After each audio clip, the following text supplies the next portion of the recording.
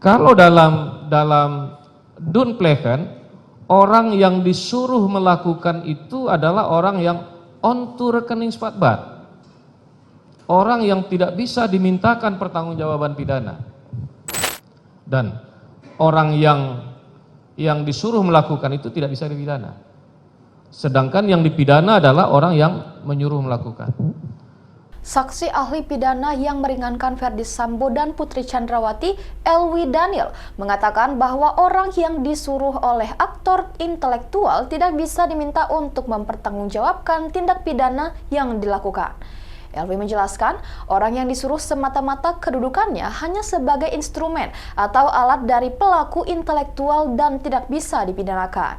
Dikutip dari Tribunnews.com, Elwi Daniel menjadi saksi ahli untuk meringankan Ferdy Sambo dan Putri Chandrawati dalam sidang lanjutan kasus pembunuhan berencana Brigadir J pada Selasa 27 Desember 2022 di Pengadilan Negeri Jakarta Selatan. Awalnya, anggota tim kuasa hukum Ferdy Sambo dan Putri Chandrawati meminta Elwi untuk menjelaskan perbedaan antara orang yang menyuruh orang lain melakukan tindak pidana dan orang yang menggerakkan agar melakukan dan menganjurkan sesuatu untuk melakukan tindak pidana. Dengan tegas, Elwi menjelaskan bahwa orang yang disuruh tidak bisa dipidanakan, sedangkan orang yang menyuruh atau melakukan tindak pidana bisa dipidanakan. Antara kedua kategori ini, antara Dunplegen dengan Idlocking itu memiliki perbedaan yang signifikan. Kalau dalam Dunplegen, orang yang disuruh melakukan itu adalah orang yang on to rekening spatbat. Orang yang tidak bisa dimintakan pertanggungjawaban pidana.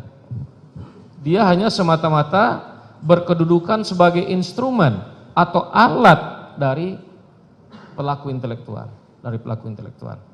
Dan orang yang disuruh melakukan itu tidak bisa dipidana. Sedangkan yang dipidana adalah orang yang menyuruh melakukan. Berbeda dengan itu, dalam Idlocking, kedua-duanya bisa dihukum. Kedua-duanya bisa dipidana. Baik orang yang menggerakkan maupun yang digerakkan. Disitulah perbedaan prinsipil antara Dunplegen dengan Idlocking. Baik, terima kasih ahli.